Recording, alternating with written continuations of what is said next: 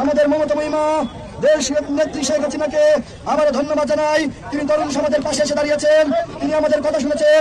আমরা বলতে চাই বেশ কিছু বিতর্ক সামনে এসেছে আপনাদের এনসিপি নেতৃবৃন্দের ভিতর অনেকে, যেমন রাশেদ খান, আব্দুল কাদের, যে এনসিপির একটি অংশ অভ্যুত্থানের সময় তারা চায়নি যে এই অভ্যুত্থান মোমেন্টামে পৌঁছাক, তাদের ভূমিকা ছিল বিতর্কিত এবং এই অভিযোগগুলো মানে এনসিপি থেকে আসলে ওইভাবে স্পষ্ট ব্যাখ্যাও দেওয়া হয়নি বা তারা সে বিষয়ে যৌক্তিক কোনো ব্যাখ্যাও দেয়নি।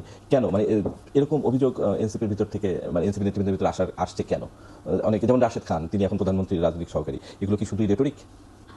প্রথমত আমাদের মনে হয় একটু আন্ডারস্ট্যান্ডিং এ অসুবিধা হচ্ছে এই জায়গা থেকে যে এটা একটা গণ অভ্যুত্থান। হ্যাঁ, গণ অভ্যুত্থানে তো আসলে নানান ধরনের মানুষ যুক্ত হয়, না নানান মতের মানুষ যুক্ত হয়।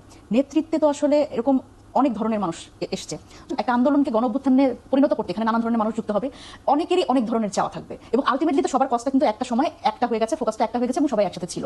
তো না হলে তো এটা গণ অভ্যুত্থান হতো না। তো আমার মনে হয় যে এই ধরনের বক্তব্য দিয়ে এই নেতৃত্বের মধ্যে এক ধরনের বিভক্তি তৈরির যে চেষ্টা, এটা কিন্তু আমার মনে হয় যে এটা আমাদের জন্যই ক্ষতিকর। এবং আমি যদি বলি যে এই রাশেদ খানরা, আমাদের মনে আছে 2018 সালে যখন কোটা সংস্কার আন্দোলন হয়েছে, এই রাশেদ খানরা কি সেই দায়টা কি এড়াতে পারে কিনা? তারা কিন্তু একটা সময় আন্দোলনের একটা সময় তারা কিন্তু সরকারের কাছে গিয়ে তাদের সাথে কথাবার্তা বলে আন্দোলনটা বন্ধ করে দিয়েছে। তখন আমার মতো মহিলা শারমিনরা ওই রাজপথ থেকে তাদের ঘরে ফিরে যেতে হয়েছে আমাদের দাবি পূরণ না করি। সুতরাং এই যে লিডারশিপ তখনও কিন্তু কম্প্রোমাইজ হয়ে গেছে, কিন্তু এটা তো বরং এই গণ অভ্যুত্থানটা সফল হয়েছে, এই কোনো লিডারশিপই আসলে শেষ পর্যন্ত কম্প্রোমাইজড হয় নাই, সেটা সেই জন্যই কিন্তু আন্দোলনটা সফল হয়েছে। তো আমার মনে হয় যে রাশেদ খানরা যখন কথা বলেন তারা তখন ইতিহাস ভুলে যান, তাদের দায়টা ভুলে যান। সুতরাং নিজের দায়টা স্বীকার করে নেওয়া এবং নিজের দায় স্বীকার না করে নিজেকে আয়নার সামনে না দেখে অন্যকে আসলে কথা বলা সহজ। সুতরাং আমার মনে হয় যে এই গণ অভ্যুত্থানের লিডারশিপের মধ্যে যত ধরনের বিভক্তি তৈরি করার চেষ্টা করা হবে, এটা আমাদের জন্য দুঃখজনক।